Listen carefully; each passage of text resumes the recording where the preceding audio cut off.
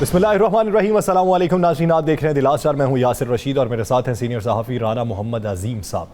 नाज़रीन, इस वक्त पाकिस्तान का सियासी मंजरनामा ये है कि पाकिस्तान के अंदर मौजूदा हुक्मरान जमात ये समझती है कि हमने बेहतर काम कर लिया है 3 साल में और अगले जो 2 साल है मज़ीद बेहतरी की तरफ हम जाएंगे, जबकि अपोजिशन जमातें वो उनके बयानात ये हैं कि मौजूदा हुकूमत मुकम्मल तौर पर फेल हो चुकी है और मौजूदा हुकूमत के पास बेहतरीन काम करने के लिए कोई आला भी मौजूद नहीं है। वो किसी शख्स की सूरत में भी मौजूद नहीं, किसी इदारे की सूरत में भी मौजूद नहीं है। हर अपोजिशन जमात ये समझती है कि आने वाले इंतखाबात में वही बरसर इक़्तिदार आएगी। इसमें हकीकत क्या है?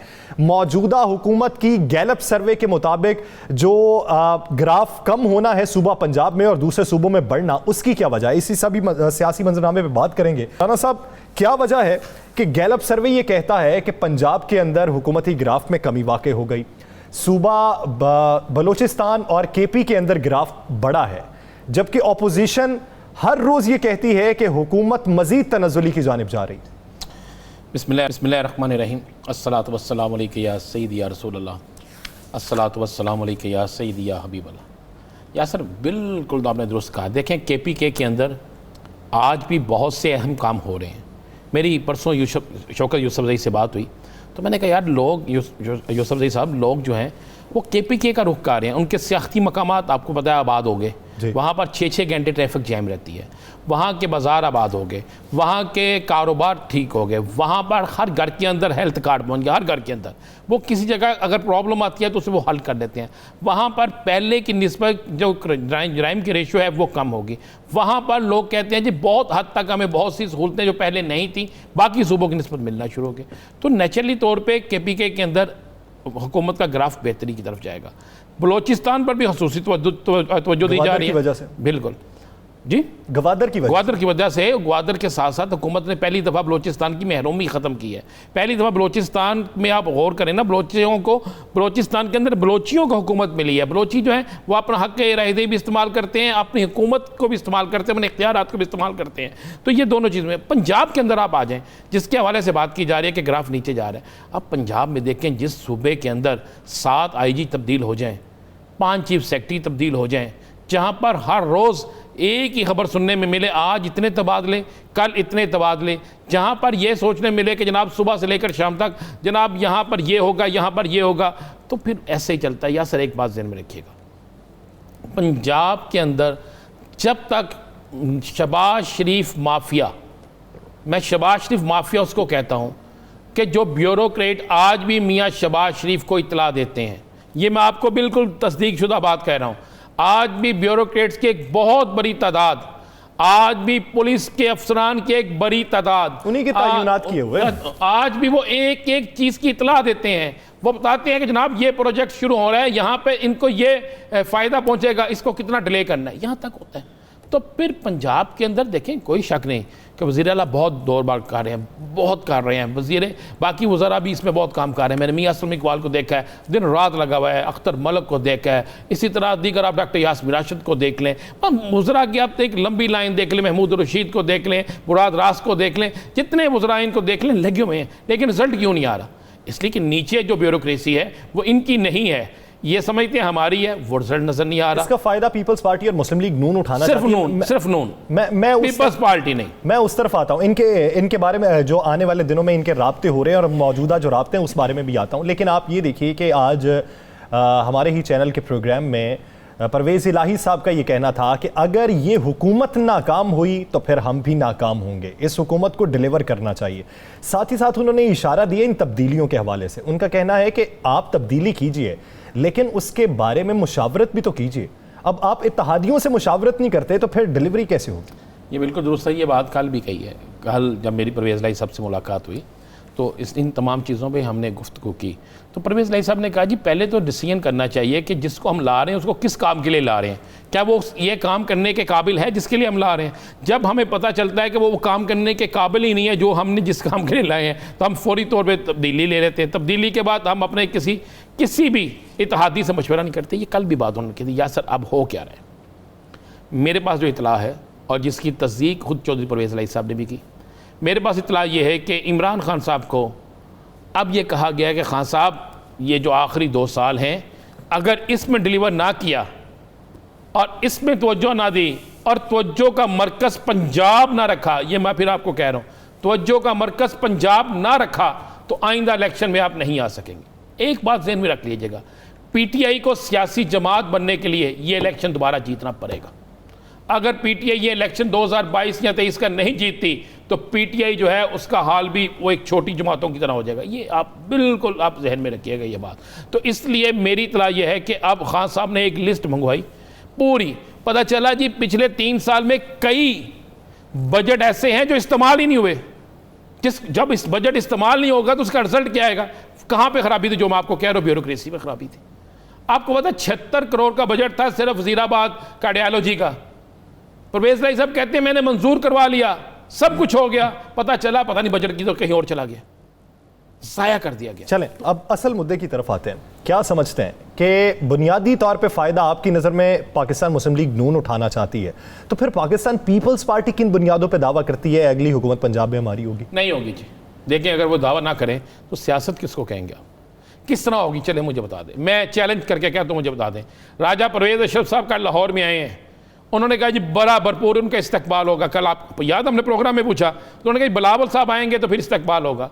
आपके पार्टी के सबसे अहम ज़िम्मेदार बिलावल के बाद जब आते हैं, उनके इस्तकबाल के लिए अगर आप 5000 बंदे नहीं कर सकते, साबिक वज़ीर आज़म थे, नहीं इकट्ठे कर सकते तो फिर क्या होगा? देखें लाहौर से पीपल्स पार्टी को कोई नशिस्त नहीं मिलती, गुजरांवाला से एक आधी नशिस्त पे मुकाबला है। मैं आपको क्लियर करूँ, जनूबी पंजाब में वो तवज्जो दे रही हैं क्योंकि अहमद महमूद साबिक गवर्नर जो हैं उनके बेटे जिस मर्जी सियासी जमात से लड़ रहे हैं उनकी वहाँ पे से है, वहाँ पे गिलानी जो है उसकी पोजीशन बेहतर है। अब पीपल्स पार्टी दावा ये कर रही है, इस वजह से दावा कर रही है, पीपल्स पार्टी के जहन में है कि वो जहांगीर तरीन जो हैं उनको अपने साथ बना लेंगे।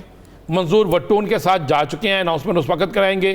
पुराने अपने कुछ लोगों को साथ रखेंगे। शकरगढ़ से एक बड़ी अहम शख्सियत को मैं चले मैं बता ही देता हूँ, बड़ी बहुत बड़ा नाम है शकरगढ़ से। शकरगढ़ में बड़ी नशस्तें हैं, मुस्लिम लीग नून वहाँ पे अपने आप को बड़ा मजबूत समझती है। वहाँ पर ये कोशिश कर रहे हैं कि यहाँ वरियो ख़ानदान में से किसी को अपने साथ मिला लें। अच्छा। ये आपको मैं बता रहा हूँ, वरियो नहीं तो जनाब उस तरफ चले जाएँ, दानियाल की तरफ चले जाएँ, दानियाल अजीज़ नहीं तो तारक अनीस की तरफ चले जाएँ। ये ना इनके इर्द गिर्द उन्होंने अपना घेरा जो है तंग करना शुरू किया हुआ है, उनसे राब्ते कर रहे हैं। इसी तरह पंजाब में इस साइड पे जिसे हम शिमाल कहते हैं सेंट्रल पंजाब, इसमें उनके कुछ राब्ते शुरू हुए हैं। लेकिन मसले वाली बात यह है कि जहांगीर तरीन ग्रुप की तरफ से भी उन्हें ये जवाब मिला है कि आखिरी 6 माह में देखेंगे। या सर आखिरी 6 माह में ही सारा कुछ होना है सियासत का। अगर आप कह दें कि आज भी जो बिलावल भुट्टो जरदारी ने जिन लोगों की शमूलियत की है, क्या उनमें से एक ऐसा शख्स है जो इलेक्टेड है? कोई एक ऐसा शख्स है कि जिसको आप कहते हो जिसका वोट बैंक ज़्यादा है? अगर आप देखें जो बात आज असदुल्ला ने की जिससे पीपल्स पार्टी के हमारे दोस्त नाराज़ हुए, तो वाकई आप गौर करें ना, पीपल्स पार्टी की जनूबी पंजाब, सेंट्रल पंजाब, उसके बाद आप चलें जाए पोटोहार, कहाँ पे उनकी पोजीशन है? मुझे किसी एक जगह बता देना। तो इस पोजीशन को अगर आप कहें कि फौरी तौर पे नहीं, ऐसा नहीं। पंजाब के अंदर मुकाबला है मुस्लिम लीग नून वर्सेस तहरीक इंसाफ। अच्छा चलें, ये तो एक सियासी बयानी से समझ लें, तो जो सियासी राब्ते हैं पाकिस्तान मुस्लिम लीग नून के साथ पाकिस्तान पीपल्स पार्टी के, वो कैसे देख रहे हैं? मैं आपको ये बड़ी खबर दे देता हूँ, आज पीपल्स पार्टी और मुस्लिम लीग नून के दरमियान राब्ता हो गया, और ये राब्ता आज डायरेक्ट मियाँ शहबाज शरीफ का हुआ, और शहबाज शरीफ ने पीपल्स पार्टी को ये ऑफ़र की है कि हम इलेक्शन जैसा मर्ज़ी लड़ें, एक दूसरे के साथ इलेक्शन में जितनी मर्ज़ी मुखालफत करें, एक दफ़ा असम्बली के अंदर, पार्लियामेंट के अंदर भरपूर ताकत का मुजाहरा कर दें और पार्लियामेंट के अंदर एक दफ़ा ये साबित कर दें कि मुत्तहिदा अपोजिशन है। जिस पर बिलावल की तरफ से उन्हें कहा गया कि जनाब बिल्कुल हम आपके लिए तैयार हैं, लेकिन आप पहले यकीन दहानी करें कि आप पीपल्स पार्टी की हुई बात, पीपल्स पार्टी के साथ किए हुए कंप्रोमाइज़ पे भी साथ चलेंगे, जिस पर शहबाज शरीफ ने उसे ओके कर दिया। फिर उन्होंने उनको कहा कि जनाब मरियम फैसले करेगी या आप? तो शहबाज शरीफ ने कहा कि फ़ैसले मैं करूँगा, शाहिद हकान अब्बासी भी उन फैसलों में नहीं बोलेगा। ये मैं आपको एक बड़ी खबर दे देता हूँ कि शहबाज शरीफ और बिलावल भुट्टो में राब्ता हो गया है। और ये मरियम नवाज साहिबा के बयान पे क्या राय रखते हैं? देखिए मरियम साहिबा ने बयान नहीं दिया, शर्त लगा दी है, शर्त रख दी है। देखिए उन्होंने क्या किया, बड़े मियाँ साहब अगर बड़े मियाँ साहब ऐलान करें तो ये तो उसी तरह होगा ना यासर, अगर जिस काम में अगर और जिस काम में मगर ये आ जाए वो काम होता ही नहीं। देखिए, अगर बड़े मियाँ साहब चाहते तो शाहिद खान अब्बासी की जगह कोई और भी बन सकता था। अगर बड़े मियाँ साहब चाहते तो पंजाब में ये हुकूमत बनाने के लिए हम हमजा को ला सकते थे। अगर बड़े मियाँ साहब चाहते, देखिए बड़े मियाँ साहब अगर चाहेंगे, वो तो चाहते ही नहीं, वो नहीं चाहते। इसलिए नहीं चाहते, वो कहते हैं कि अगर किसी को बनाना है, वो उन्हें पता है शहबाज शरीफ बन गया तो शहबाज शरीफ के जो रूट्स हैं, ये ना हो कि बनने के बाद वो उस रूट्स को वो इस्तेमाल करें और पता चले कि भाई से भाई बिल्कुल ही जुदा हो गया। ये है सारा। चलो, आपको ये लगता है कि जहां पे अगर मगर की बात आ जाए, वो दिल की तसल्ली शामिल नहीं है, वो दिल की तसल्ली उसी सूरत में शामिल होगी जब उनकी मंशा आपकी मंशा के मुताबिक होगी। नाज़रीन, इसी सियासी मंजरा में मजीद भी बात करेंगे एक शॉर्ट ब्रेक के बाद। Stay with us.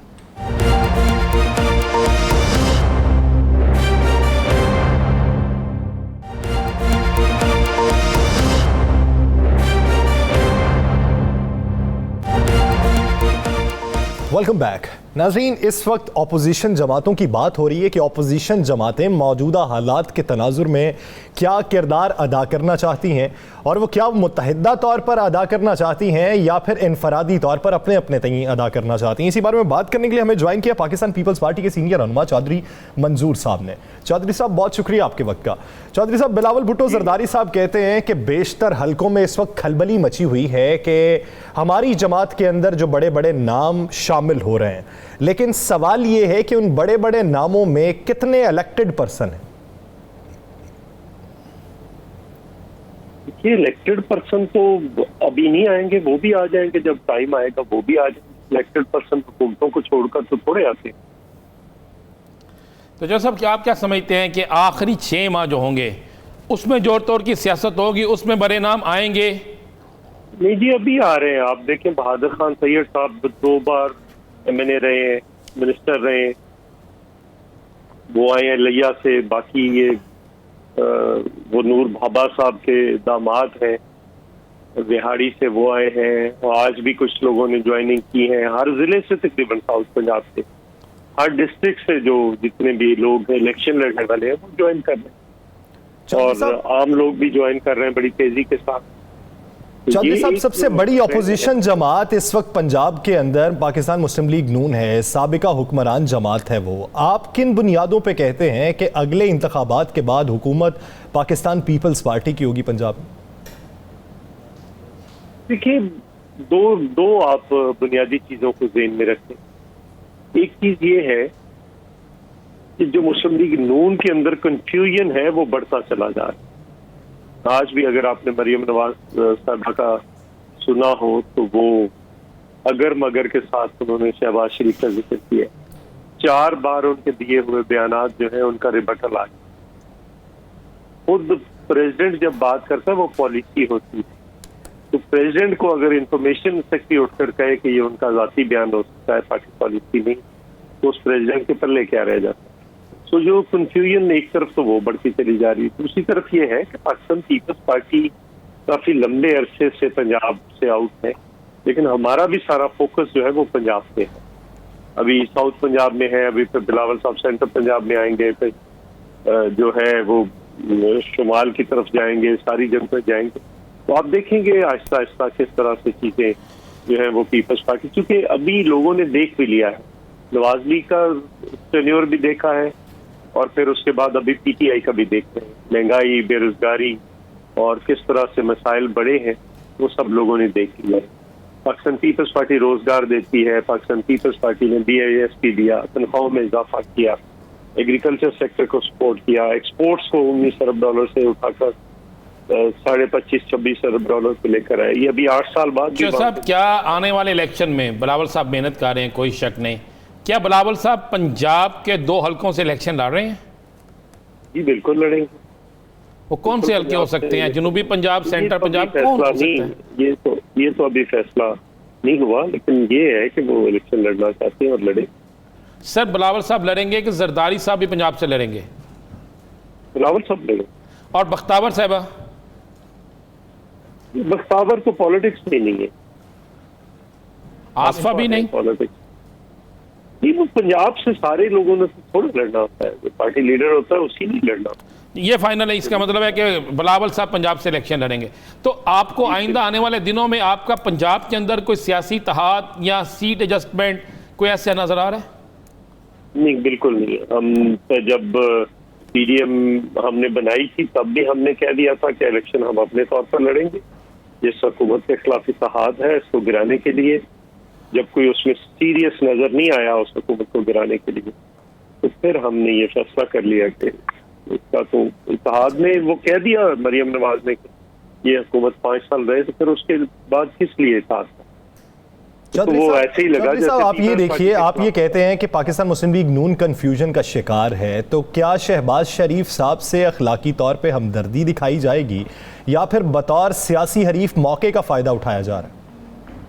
नहीं, ये दोनों चीजें ही नहीं होती। ना मौके का फायदा उठाया जाता है, ना को हमदर्दी होती है। एक्चुअल तो पॉलिटिक्स होती है। पॉलिटिक्स अपनी अपनी होती है, उनकी अपनी पॉलिटिक्स है, हमारी अपनी पॉलिटिक्स।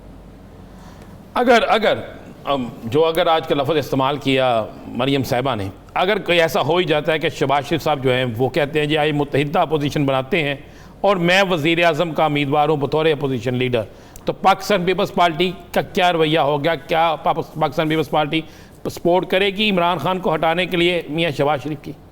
देखिए, अगर मगर के सवालात जो होते हैं उनका जवाब तो अगर मगर में ही दिया जाता है। लेकिन एक बात है कि देखिए, आज उन्होंने कहा कि पीपल्स पार्टी से नहीं पूछते कि उनका वजीर आजम कौन है।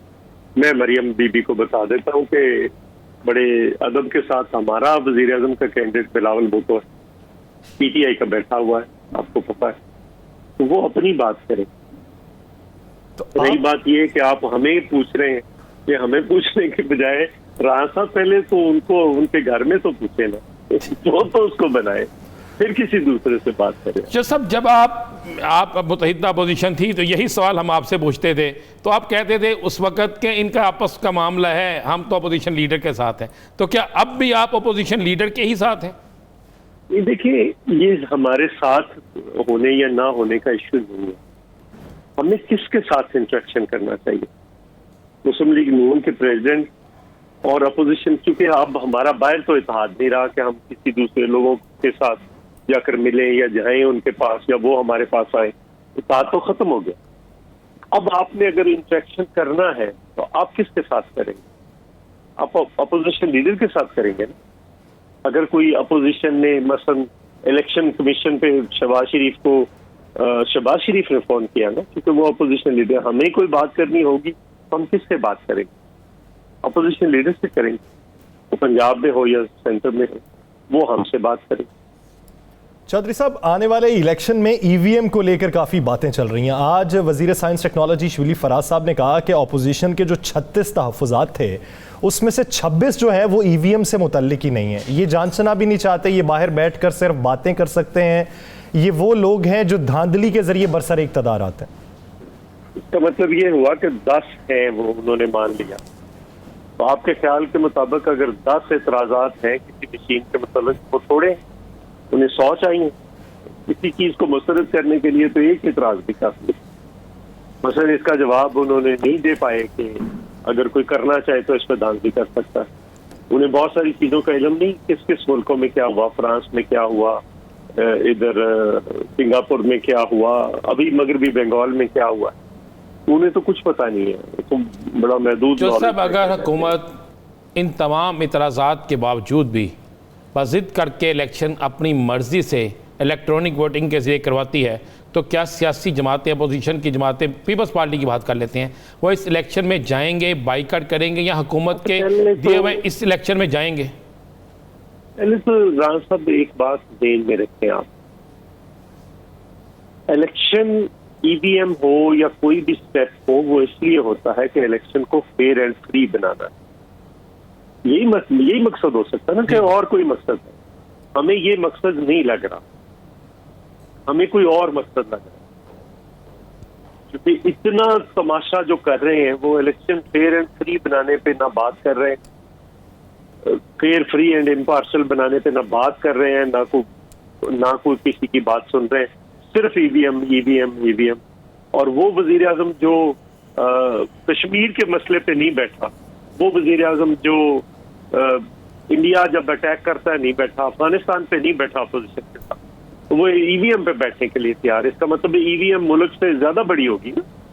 इसलिए वो बैठने के लिए तैयार। तो फिर चौधरी साहब क्यों ऑपोजिशन इतने जमातों के पास हल क्या मुकाबले होगा? होंगे? आज तो उन्होंने इशारा दे दिया है कि अगर आप बैठ के बात करेंगे तो ठीक, वरना फिर कानून बन जाएगा और सबको इस पे अमल करना होगा। बना दे। वो इलेक्शन कमीशन ने भी उस पर एतराजात हमारे उन्होंने उसे नहीं, यकतरफा करार दे दिया।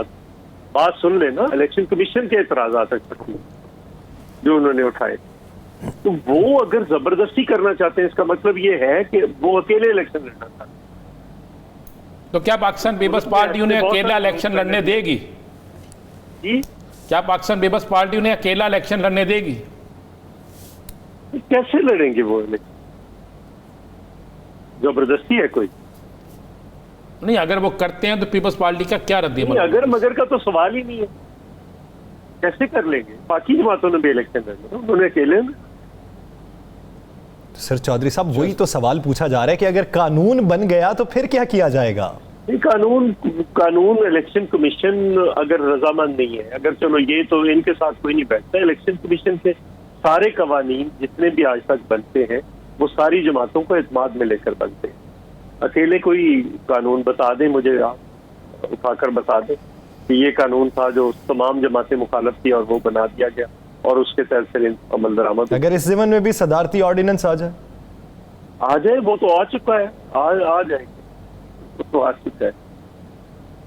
क्या इस मामले पे अपोजिशन सारी मुत्तहिद होगी या हो रही है? नहीं, वो ऑलरेडी सारी जमातों ने अपने अपने तौर पर कह दिया होगा, तो जरूरत ही नहीं अब उसको, वो तो डेडलॉक है। और इंक्लूडिंग इलेक्शन कमीशन ने इतराजात उठा दिए। इसका मतलब है इलेक्शन कमीशन भी जाए भाड़ में, सारी जमातें भी जाए भाड़ में। तो ये क्यों फिर ईवीएम को लाना चाह रहे हैं? क्या मकसद क्या है? यानी हुकूमत को ये बताना होगा कि जब अपोजिशन जमातें मुत्तहिद होकर एक नुक्ते पे खड़ी हैं कि ईवीएम धांधली का जरिया है, इलेक्शन कमीशन ने एतराज़ात उठाए हैं, तो फिर हुकूमत किस तरीके से ईवीएम के जरिए इलेक्शन करवा सकती है? बहुत शुक्रिया मंजूर साहब इस हवाले से अपना वक्त देने के लिए। नाज़रीन, दीगर इश्यूज़ पे बात करेंगे एक शॉर्ट ब्रेक के बाद। Stay with us.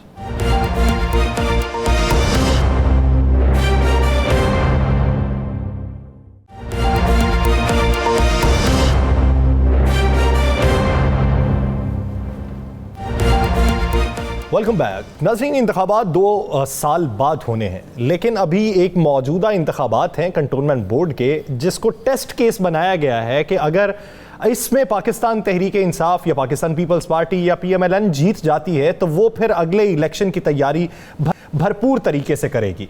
लेकिन क्या ये वाकई टेस्ट केस है? अभी जो भाग दौड़ जारी है, क्या जो नई सफ़बंदियाँ हो रही हैं वो कंटोनमेंट बोर्ड के हवाले से भी उस पर असरअंदाज होंगी? आने वाला इलेक्शन किस हद तक टफ होगा? कौन सी पार्टी को ज़्यादा मार्जिन मिलेगा? कौन उभर के सामने आ सकता है? राना साहब की तरफ बढ़ेंगे, मैं हुकूमती तर्जुमान भी ज्वाइन कर लेंगे। राना साहब, कंटोनमेंट बोर्ड का इंतखाब किस हद तक टफ लगता है और इसमें कामयाबी किसकी दिखाई देती है? देखिए यार सर, ये 3 बड़ी सियासी जमातों के लिए टेस्ट केस बन के है, क्योंकि ये किसी एक हल्के में तो इलेक्शन हो नहीं रहा, ये इलेक्शन हो रहा है पूरे पाकिस्तान में कंटोनमेंट बोर्ड के अंदर। और पूरे पाकिस्तान के अंदर जहाँ जहाँ भी इलेक्शन हो रहा है, तमाम सियासी जमातें, बिलखसूस ये तीनों बड़ी सियासी जमातें जो हैं, तहरीक इंसाफ, मुस्लिम लीग नून और पाकिस्तान पीपल्स पार्टी, इसमें हिस्सा ले रही हैं। आप देख रहे होंगे कि 4 दिन से मुसलसल प्रेस कॉन्फ्रेंस ख्वाजा साद रफ़ीक, इनके साथ मुस्लिम लीग नून के तर्जमान, इवन मियाँ शहबाज शरीफ, सब जो है वो कंटोनमेंट बोर्ड के इलेक्शन के हवाले से किसी ना किसी तरीके से बात कर रहे हैं। दूसरी तरफ मुस्लिम लीग तहरीक इंसाफ के भी बहुत से सेनेटर बड़े और दीगर ज़िम्मेदारान जो हैं वो बड़े एक्टिव हैं, वो वहाँ पे जा रहे हैं। इंतज़ामात लग रहे हैं कि जी हुकूमत पैसा जो है वो बेइंतहा इसमें इस्तेमाल कर रही है। आज आपको पता है कि अंसर नियाज़ी साहब पे को नोटिस भी हो गया है, हुकूमती कुछ वज़रा को भी नोटिस हो गए हैं कि जनाब आप वहाँ पे बाकायदा मुदाखलत कर रहे हैं उस इलेक्शन में, खिलाफ ज़ाब्ता कार्रवाई जो है, जो भी आप जाके अनाउंसमेंट कर रहे हैं कि वहाँ पे ये काम होंगे। अब असल मामला ये है कि अगर ये इलेक्शन देखें, तहरीक इंसाफ का जो वोट बैंक था उसे कहा जाता था जो पोश इलाके हैं ना, जो बड़े एक आउट क्लास कैंट टाइप के डिफेंस इस टाइप के इलाके, वहाँ पे तहरीक इंसाफ का बड़ा अच्छा वोट बैंक है। अब ज़्यादा कैंट के जो एरिया वही हैं कंटोनमेंट बोर्ड के।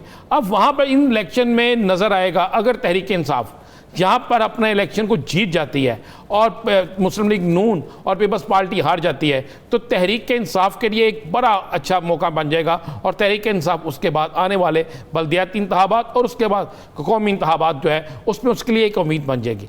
जबकि मुस्लिम लीग नून जो है वो भी इन इंतखाबात को टेस्ट केस समझ के इसमें हिस्सा ले रही है और मुस्लिम लीग नून इसमें बड़ी मेहनत कर रही है, उनके MNA MPs उन हल्कों में काम कर रहे हैं। इसी तरह पाकिस्तान पीपल्स पार्टी को ज़्यादा इंटरेस्ट इंटरेस्ट जो है वो सिंध के अंदर ले रही है, लेकिन मुस्लिम लीग नून और तहरीक इंसाफ ये तकरीबन पूरे पाकिस्तान में इस पर बड़ी मेहनत कर रहे हैं। ये इलेक्शन जो है इन तीनों सियासी जमातों के लिए आने वाले वक्त में सियासी, सिंध के अंदर भी पीपल्स पार्टी की नशिस्तें कम है बनिस्बत PTI के या जमात इस्लामी की। नहीं, वो सिर्फ कराची के अंदर ना, कराची और एक और शहर है उसमें, बाकी जगह पे आप देखें तो पीपल्स पार्टी ठीक जा रही है। अब कुछ आज़ाद उम्मीदवार जो हैं उन्होंने भी पीपल्स पार्टी ने उनकी भी हमायत कर दी है। कुछ हालात थोड़े से ना चेंज होना शुरू हुए हैं, जिस तरह आपको पता है ना कि कराची के एक हल्के में पहले आज़ाद उम्मीदवार थे, फिर अचानक वो पीपल्स पार्टी में आए और वो जीत के, तो कुछ ऐसे हालात पैदा होना शुरू हो गए। लेकिन ये आपको बता दूं, लोग अभी सियासतदान या सियासी तजियाकार इस पर नज़र नहीं कर रहे। ठीक नहीं, आपको पता है इतवार के रोज़ इलेक्शन है, कंटोनमेंट बोर्ड्स में बेल्ट पेपर्स भी पहुंचना शुरू हो गए हैं, और ये जो इतवार के रोज़ इलेक्शन है, इस इलेक्शन को लोग सिर्फ छोटा इलेक्शन समझ रहे हैं कि कंटोनमेंट बोर्ड्स के कितने हल्के होंगे। ये कितने हल्के नहीं हैं, इस इलेक्शन ने आइंदा आने वाले इलेक्शन की सिमत जो है उसका तयन करना है। और अगर तहरीक इंसाफ इसमें जीत जाती है तो आप लिख लीजिएगा ये बात, तहरीक इंसाफ फौरी तौर पे बाकी बल्दियाती इंतखाबात की तरफ जाए। यानी बल्दियाती इंतखाबात का तमाम तर इन्हसार जो है वो कंटोनमेंट बोर्ड में PTI की जीत से है। जी बिल्कुल, ज़्यादा बेशक PTI के लोग इसे ना माने। और मैं आपको ये भी बता दूं, अगर कंटोनमेंट बोर्ड के इलेक्शंस में PTI हार जाती है तो फिर बहुत से PTI के जो ओहदेदार जुम्मेदारान हैं उनकी बड़ी सख्त जवाब तलबी होगी। मैं ये आपको बहुत क्लियर बता दूं, बड़ी सख्त जवाब तलबी होगी। एजाज साहब ने आज हमें ज्वाइन नहीं किया, उन्होंने मुझसे वादा किया हुआ था, तो मैंने उन्हीं से पूछा कि जनाब आप पे इल्ज़ाम लग रहा है कि आप लड़ाई करवाना चाह रहे हैं, आप दंगा फसाद करवाना चाह रहे हैं। उन्होंने कहा नहीं, ऐसी कोई बात नहीं, हम अपनी मेहनत के बलबूते पे इलेक्शन जीतेंगे। अब मेहनत के बलबूते पे इलेक्शन जीतना किस तरह जीतते हैं ये तो आने वाले यासर हालात ही बताएंगे ना। लेकिन ये बात बड़ी क्लियर है कि ये कंटोनमेंट बोर्ड के इलेक्शन जो है ये बहुत बड़ी अहम तरीन तब्दीली लाएंगे, और इस तब्दीली के बाद तीनों सियासी जमातों का जो है वो आने वाला वक्त जो है वो बताएगा कि क्या होगा। देखें, सिंध में भी आज आपको पता है कि बल्दियाती इलेक्शन के हवाले से इशारा मिल गया। पंजाब में तो आप जहन में रखिएगा कि मार्च रमज़ान से पहले इलेक्शन नज़र आ रहे हैं मुझे, और ये जो जितनी तैयारियां हो रही हैं ना, जितने तबादले। रमजान से पहले कौन से इलेक्शन आ रहे हैं? बल्दियाती दूसरे जो इलेक्शन है वो नहीं है, पेशगोई कर दी कि हो सकता है कि अगले रमजान में ही इलेक्शन नहीं, अगले रमजान। देखें, दूसरे जो इलेक्शन है हुकूमत को सूट करता है। अगर हुकूमत कंटोनमेंट जीत जाती है, अगर हुकूमत बल्दियाती इलेक्शन अगले साल दिसंबर में होते दिखाई देते, तो फिर हुकूमत को सूट करता है ना। देखिए, हुकूमत हमेशा ज़हन में रखिएगा, जो हुकूमत होती है, जो हाथ में वक्त होता है, उसको जल्द इलेक्शन सूट करते हैं उस सूरत में जब अपोजिशन मुख्तलिफ हिस्सों में तकसीम हुई हो। सही। हमें इस वक्त बीच में ज्वाइन कर चुके हैं पाकिस्तान तहरीक इंसाफ के रहनाकत अब्बासी साहब। अब्बासी साहब, बहुत शुक्रिया आपके वक्त का। अब्बासी साहब, सियासी मंजरनामे पे बात हो रही है। एक तरफ पंजाब के अंदर गैलप सर्वे के मुताबिक PTI का ग्राफ कम हो रहा है, दूसरी जानिब पीपल्स पार्टी ये दावा कर रही है कि हम आइंदा की हुक्मरान जमात बनेंगे, पंजाब में भी और वफाक में भी। नून लीग ये समझती है कि आप मुकम्मल तौर पर कमज़ोर हो चुके। पंजाब के अंदर मकबूलियत के ग्राफ में गिरावट किस वजह से? अच्छा जी, बहुत शुक्रिया आपने अपने प्रोग्राम के लिए मैं बुलाया। सबसे पहली बात कि अगर आप मुझे एक जो गैलप सर्वे का जो ग्राफ है ना, उसकी एक फैक्टर्स पे बात करेंगे तो PTI अभी भी सबसे मकबूल जमात है। लोगों ने इकॉनमी की परफॉर्मेंस को ठीक समझा, ज्यादा लोगों ने ठीक समझा, और उसके बाद जो पाकिस्तान ने जिस तरह फॉरेन पॉलिसी चलाई उसको ठीक समझा। जो करप्शन के खिलाफ पाकिस्तान का स्टैंड है वो भी इमरान खान की लाइकिंग ज्यादा है और डिसलाइकिंग कम है। फिर ये जो अवामी राय होती है ये ऊपर नीचे होती रहती है। जो इनकम्बेंट गवर्नमेंट होती है उसके मामलात कभी ठीक होते हैं कभी खराब होते हैं, लेकिन कोई अगर PTI का कोई ग्राफ थोड़ा बहुत कहीं नीचे भी गया तो ऊपर कोई नहीं आया। रही बात पीपल्स पार्टी की, आपको पता है, मुझे भी पता है, हम ग्राउंड के पॉलिटिशियन हैं। मुझे तकरीबन 15 साल हो गए हैं ग्राउंड की सियासत करते हुए, और मैं नीचे सारी सियासत की जो सीढ़ियां वो चढ़ के आया हूँ। हम हल्के में फिरते हैं। मैं नॉर्दर्न पंजाब का प्रेसिडेंट भी हूँ इस वक्त PTI का। पीपल्स पार्टी का नीचे वर्कर खत्म हो गया। पीपल्स पार्टी को खड़े होने के लिए बड़ा अरसा चाहिए। हाँ, नून लीग की आप बात कर सकते हैं, अगर वो पॉपुलर होती तो शायद कोई मैटर ऑफ कंसर्न होता, बिकॉज पंजाब में उसकी जड़ें हैं। जहां तक पीपल्स पार्टी की बात है, वो आपको पता है अभी खुशाब के इलेक्शन में को PTI ने को लिए थे 70,000 वोट, कोई नून ने लिए थे 72,000 वोट, और पीपल्स पार्टी के 300 वोट थे। तो ऐसी कोई बात बज़ाहिर लग नहीं रही, ऐसी खबरों में बात है। जहां तक हमारा कंपटीशन है पंजाब में वो नून से है, और नून आपको पता है बयानिए की जंग में है। शहबाज शरीफ साहब सदर हैं, और वो सदर साहब कोई बयान दें तो नायब सदर मरियम साहबा उनको काउंटरकारी होती हैं। तो नंबर 2 ये कि हमारे प्रोजेक्ट्स हैं सारे अभी फेज में लगे हुए हैं। जो ही प्रोजेक्ट मटेरियलाइज होना शुरू हो जाएंगे तो पॉपुलैरिटी और बेहतर हो जाएगी। सदाकत अब्बासी साहब, कंटोनमेंट बोर्ड के इलेक्शन आ रहे हैं, आप तहरीक इंसाफ के बड़े अहम ज़िम्मेदार भी हैं। कंटोनमेंट बोर्ड के इलेक्शन में क्या देख रहे हैं आप? लोगों ने टिकटें तकसीम की, आप कंपेन को भी देख रहे हैं, क्या रिजल्ट नजर आ रहा है? अच्छा, एक तो ये है कि जो मैं पिछली बात कहा था कि जिस दिन राणा साहब पीटीआई ने हेल्थ कार्ड पंजाब में दे दिए ना, आप देखिएगा उस दिन इनकलाब होगा और लोगों को एहसास होगा कि कितनी बड़ी खिदमत इमरान खान ने उनकी की है। अब रही बात कैंटोनमेंट इलेक्शन की, कैंटोनमेंट इलेक्शन जो है वो नॉर्दर्न पंजाब का, मैं प्रेसिडेंट हूँ तो मैंने टिकट जारी किए हैं, वो 11 कैंटोनमेंट हैं जिसमें बड़े सारे कैंटोनमेंट पिंडी में है, अटक में है, जहाँ मैं मरी है वहाँ पे छोटा सा कैंटोनमेंट है जिसमें कोई 250-300 वोटों वाला बंदा जीत हार का फैसला होगा। 150 वोट है, ऊपर नीचे हो जाए तो हार जीत सकता है। पिंडी का जो कैंटोनमेंट है वो बड़ा इलाका है जिसमें आमिर कैनी साहब MNA, उधर मतलब एक एक वार्ड में 18,000 वोट है। तो वहाँ का मुकाबला इंशाल्लाह पीटीआई जीतेगी। हमें कि पीटीआई का जिस तरह ग्राफ है और मुकाबले में कोई ऑपोजिशन नहीं है, तो आई एम वेरी होपफुल इंशाल्लाह पीटीआई इसको बहुत अच्छा तरीके से जीतेगी। अच्छा अब्बासी साहब, आप ये देखिए 3 साला कारकर्दगी की तकरीब होती है, वज़ीर-ए-आज़म इमरान खान इख्तिताम पर शुक्रिया अदा करते हैं वहाँ पर मौजूद तमाम लोगों का और अपनी इत्तेहादी जमातों का। परवेज़ इलाही साहब का ये कहना कि आप तब्दीलियाँ कीजिए लेकिन मुशावरत भी किया कीजिए, फिर उनका ये कहना कि अगर हुकूमत डिलीवर नहीं कर पाएगी तो ये हमारी भी बदनामी होगी। अगर हुकूमत डिलीवर कर रही होती तो उनका बयान इससे कुछ मुख्तलिफ होता, इसकी वजह क्या समझते हैं? पाकिस्तान में आप इत्तेहादी हुकूमतों की अगर हिस्ट्री देख लें तो मेरा ख्याल है सबसे कंफर्टेबल टाइम हमें अपने इत्तेहादियों ने दिया है। इत्तेहादी होते हैं, हम उनके खिलाफ इलेक्शन लड़े, वो हमारे खिलाफ इलेक्शन लड़े, इलेक्शन के बाद का ये अलायंस था। और जाहिर है उन पॉलिटिकल पार्टी है जहाँ जहाँ के लोग जीते हुए हैं वहाँ पीटीआई भी है और उनको जाहिर है एक ट्रबल पीटीआई को भी है और उनको भी है।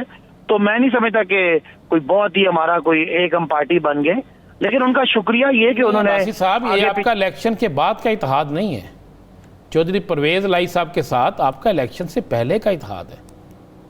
नहीं, मैं कह रहा हूँ कि इलेक्शन का इत्तेहाद को हम एक पार्टी पे तो नहीं लड़े ना, वो अपनी काफ लीग पे लड़े हैं, जहाँ वो लड़े वहाँ हमने बंदे बैठाए और हमारा को बल्ला तो नहीं है ना, उनकी साइकिल है, हमारा बल्ला है। तो कहने की बात यह है कि वहाँ पे जहाँ जहाँ वो साइकिल जीते हैं राणा साहब, वहाँ हमारे लोग पीटीआई के लोग हैं और उनका एक उनसे क्लैश तो होता भी है पॉलिटिकल पार्टी। ये कंटोनमेंट बोर्ड में भी तो आप एक दूसरे के, आपके उम्मीदवार एक दूसरे के खिलाफ करें है ना? नहीं, अभी कैंटोनमेंट में उनके कैंडिडेट है और हमारे भी कैंडिडेट है, हम खिलाफ भी लड़ रहे हैं। उसमें मेरा नहीं ख्याल कि उसमें कोई हमारी कोई एक ही पार्टी होगी, उनकी अपनी बात है। बाकी जितनी काबली की जितनी स्ट्रेंथ है उस हिसाब से उनको कैबिनेट भी अकोमोडेट किया गया है। जितनी उनकी स्ट्रेंथ है, पंजाब में की पोस्ट पे वजीर आला साहब अपना परवेज इलाही साहब बैठे हुए, तो मैं नहीं समझता कि कोई हमारा, उनके पास भी कोई अल्टरनेटिव कम है, मुतबादल कम है, हमारे पास भी कोई अल्टरनेटिव नहीं है। तो इसलिए ये समझे कि ये दोनों तरफ फायदे की शादियां चलेगी इंशाल्लाह। आपने तरक्याती कामों की बात की, आपने कहा कि हेल्थ कार्ड जल्द मिल जाएंगे, बिल्कुल हेल्थ कार्ड मिल जाएंगे। हमने पहले कहा कि KPK में हेल्थ कार्ड मिले तो पोजीशन बेहतर हुई, पंजाब में भी हेल्थ कार्ड मिलेंगे तो पोजीशन बेहतर हो जाएगी। पंजाब में हेल्थ कार्ड चलो आते जाते रहेंगे, ये क्या वजूहत है कि पंजाब में मुसलसल आप तब्दीलियां करते जाते हैं? नंबर 1 की तब्दीली करते हैं ब्यूरोक्रेट्स में, नंबर 1 की तब्दीली करते हैं पुलिस में। पंजाब के अंदर तब्दीलियों का खेल क्यों है और कब तक रहेगा? देखिए राणा साहब, बेहतर से बेहतरीन की तलाश होती है और हर नए जो हम लाते हैं कॉम्बो होता है चीफ सेक्रेटरी का और IG का, उस नए कॉम्बो को नया टास्क मिलता है। बहुत रिफॉर्म किया, इनाम गनी मेरे से क्लोज रास्ते में मैं रहा, बड़ा रिफॉर्म किया, जवाद रफीक साहब ने बड़ा काम किया, लेकिन जाहिर है अब ये आखिरी जो 2 साल है, ये मेरा ख्याल है हम इलेक्शन मोड में जाएंगे तो चीजों को और तेजी से रिफॉर्म करने की जरूरत है। फिर ये पॉलिटिकल लीडरशिप का हक होता है कि वो अपना टास्क दे ब्यूरोक्रेसी को और उनसे टास्क परफॉर्म करे, और जब आप समझे कि आपने घोड़ा बदलना है, तेज घोड़ा चाहिए, तो आपको घोड़ा बदलने का कानूनी आईनी इख्तियार है। अब्बासी साहब, आपके इसी जवाब पे ऑपोजिशन आज से काफ़ी अरसा पहले की एक राय रखती है कि नीचे से टीम तब्दील करने की बजाय आप कप्तान भी एक बार तब्दील करके देख लें। मैं बड़ी सतह पे नहीं कह रहा, छोटी सतह की बात ही कर रहा हूँ। कप्तान उनकी तब्दील ये कर ख्वाहिशें हैं, उनकी ये ख्वाहिशें हैं, उनके सारे कप्तान रिटायर आउट हो गए, वो समझते हैं कि हम भी अपने कप्तान चेंज करें। तो ये बड़े कप्तान का फैसला है कि छोटा कप्तान कौन होगा। मेरा ख्याल है उनका फैसला नहीं है। वो हमारी गवर्नेंस पे कंप्लेंट करे, हमारी शिकायत करें अगर हम कहीं डिलीवर नहीं कर रहे, उनका काम है। वो तो उनके जो कप्तान है उनको तो अपने कप्तान को नाई कप्तान ही नहीं मानता। कप्तान साकिब अब्बासी साहब, आप बड़े पुराने पॉलिटिकल वर्कर हैं, बड़ी मेहनत है, और आपने एक साबिक वजीर आजम को इलेक्शन हराया और एक बड़ी अच्छी कामयाबी हासिल की। टीम भी तहरीक इंसाफ के पास बड़े लायक लोगों की है। तो फिर पंजाब में टीम बनाने के लिए आपने कहा बेहतर से बेहतर, तो जो आप पहले सेलेक्ट करते रहे हैं उसमें आपकी नज़र का कसूर था कि या वो रिपोर्ट कोई ऐसा धोखा दे गई कि आप बेहतर से बेहतर नहीं ढूंढ सके? नहीं राना साहब, इस तरह नहीं होता। और ये नहीं कि खुदा न खासा जो माजी में आए थे वो फेल हुए, ठीक है वो डिलीवर किया, लेकिन बहुत सारी तवक्कुआत होती हैं किसी एक ब्यूरोक्रेट से आपकी, और बहुत जगह पे वो डिलीवर करता है, बहुत जगह पे आपको एक वक्त लगता है कि नहीं अब हमें किसी और को उस पर लगाना है। वो ठीक है, आपका एतराज इस हद तक कि जी हमने बहुत तब्दीलियां की, लेकिन वो तब्दीलियां हमारी किसी से रिश्तेदारी नहीं है, हमारा कोई दोस्त नहीं है। पाकिस्तान के लिए, पंजाब के लिए जो बेहतर से बेहतर डिलीवर करेगा उसकी कोशिश जारी रहेगी। और ये जो तब्दीलियां हैं ये फॉर पॉजिटिविटी हैं, इसमें कोई पॉलिटिकल रीजन नहीं है, कोई दोस्ती रिश्तेदारी नहीं है। सबको पता है कि अगर डिलीवर करेंगे तो रहेंगे, और ये एक है हमारे लिए नया तजर्बा है। और हम भी नई हुकूमत हैं और लोगों के बारे में उनकी रिपोर्ट्स होती हैं, वो हम पढ़ते हैं, लेकिन रिपोर्ट के बाद एक परफॉर्मेंस की रिपोर्ट भी होती है जो आपसे इंटरेक्शन से आती है। तो मेरा ख्याल है बुज़दार साहब चीजें अपने हाथ में लेना चाहते हैं तो उनको राइट देना चाहिए कि जी वो टोटल फैसले इंडिपेंडेंटली करें। और वो तो क्या पहले चीजें उनके हाथ में नहीं थी? क्या पहले चीजें बुज़दार साहब के हाथ में नहीं थी? देखिए, बुज़दार साहब के हाथ में थी भी, लेकिन जाहिर है पार्टी का चेयरमैन जो है और प्राइम मिनिस्टर जो है उनकी डायरेक्शन तो हमेशा प्रोविंसेस में होती है, और जहां आपकी गवर्नमेंट होती है वहां है। और जाहिर है लोगों ने बुज़दार साहब को वोट तो नहीं दिया, वोट तो इमरान खान को पड़ा है, तो वो उस हवाले से फिर ये आप कह सकते हैं कि जाहिर है डायरेक्शन जो है और वो यानी एक विजन जो है वो यहाँ से मिलता है। और एक अरसे बाद ये समझा जाता है कि अब उनकी कैपेसिटी बिल्डिंग होगी और अपना खुद चलाएं और अपना डिलीवर करें और कल आइंदा इलेक्शन में रिजल्ट दें। यानी 3 साल आपने उनकी ट्रेनिंग कर दिया बुज़दार साहब की, आप बुज़दार साहब को 2 साल दे रहे हैं, किस ट्रेनिंग का रिजल्ट दें? नहीं राना साहब, ट्रेनिंग तो सबकी हुई है। मैं मैंने बनाऊं, आपने मेरी तारीफ की, 1,37,000 वोट लिए और जो इस जीटी रोड पे मेरा ख्याल है सियालकोट तक मेरा टॉप है वोट। तो अब मेरी भी ट्रेनिंग हो गई। आप 3 साल के मुकाबले में मैं ज्यादा बेहतर परफॉर्म कर सकता हूँ। तो 3 साल अगर मुझे गाइडेंस की जरूरत थी, मैंने लीडर के साथ बैठा, हर हफ्ते बैठता हूँ, उनकी नैरेटिव टीम का हिस्सा था, उनकी तर्जुमानों का हिस्सा था, तो वो ज़रा मैंने भी सीख लिया। आप उनको मेरी और उनकी एक इंटरेक्शन है, अंडरस्टैंडिंग है। इसी तरह हर आदमी का होता है कि कुछ अरसे के लिए गाइडेंस होती है, फिर उसको इंडिपेंडेंटली काम करने दिया जाता है। चलें अब्बासी साहब एक आखिरी सवाल ईवीएम से मुतल्लिक। एक तरफ इलेक्शन कमीशन के एतराज़ात एक बड़ी तादाद में, दूसरी तरफ कोई भी अपोजिशन जमात ईवीएम को मानने को तैयार नहीं। चौधरी मंजूर साहब से हम थोड़ी देर पहले बात कर रहे थे, वो कहते हैं कि क्या वजह है कि ऐसी जमात जो आप पे कश्मीर इशू के साथ नहीं आपके साथ बैठना चाहती, इंडिया के साथ मामला हुआ तब नहीं बैठी, अब आके ईवीएम पे बैठने को तैयार है? देखिए मेरी बात सुने, पहली बात है कि ईवीएम क्यों? ईवीएम इसलिए कि हम समझते हैं कि इससे पहले 5 इलेक्शन जो हमने देखे उस 5 पे एतराज लगा जी कि वो धांधली होती है। चलें, अब हमने कहा कि टेक्नोलॉजी का इस्तेमाल करें, सुप्रीम कोर्ट ने भी कहा, हमने कहा जी वो मशीन उनके सामने है उस पर एतराज करें। जो इलेक्शन कमीशन ने भी एतराज किए, उन्होंने 37 एतराज किए जिसमें 27 मशीन के हवाले से नहीं थे। तो हम चाहते हैं कि पिछले इलेक्शन से इलेक्शन बेहतर हो। ऑपोजिशन को अगर हमारी ईवीएम पे एतराज है तो मुतबादिल लेकर आए। वो खुद ही कहते हैं कि इलेक्शन में धांधली हुई, खुद ही कोई तब्दीली के लिए वो बैठने के लिए तैयार नहीं है। बैठने का भी मसला यह है कि हम किसको बिठाएं? शहबाज साहब को बिठाएं, वो सदर है, उनकी मरियम साहबा नहीं मानती। मरियम साहबा को बिठाए तो उनको कोई भी नहीं मानता, उनकी वो तो सलाह याफ्ता है। तो इस तरह ये जो ऑपोजिशन है उनका एजेंडा अपना जाती है, वो हमें ब्लैकमेल करना चाहते हैं। बाकी अगर होता तो वो हमारी मशीन पे कोई एतराज नहीं करते, मशीन के बदले को मुतबादिल निजाम देते। वो कहते हैं अपनी नीयत ठीक कर लें। अब नीयत का जज करने का मुझे बताएं क्या मैकेनिज्म है जो नून लीग बातें करें? ऑपोजिशन अगर एतराजात लगा रही है तो उसे फिर मुतबादिल भी पेश करना चाहिए कि इलेक्ट्रॉनिक वोटिंग मशीन का मुतबादिल बेहतर क्या हो सकता है जिससे शफाफ इंतखाबात हो सकते हैं। बहुत शुक्रिया अब्बासी साहब इस हवाले से अपना वक्त देने के लिए। नाज़रीन, अफगानिस्तान की मौजूदा सूरत हाल पर बात करेंगे एक शॉर्ट ब्रेक के बाद। Stay with us.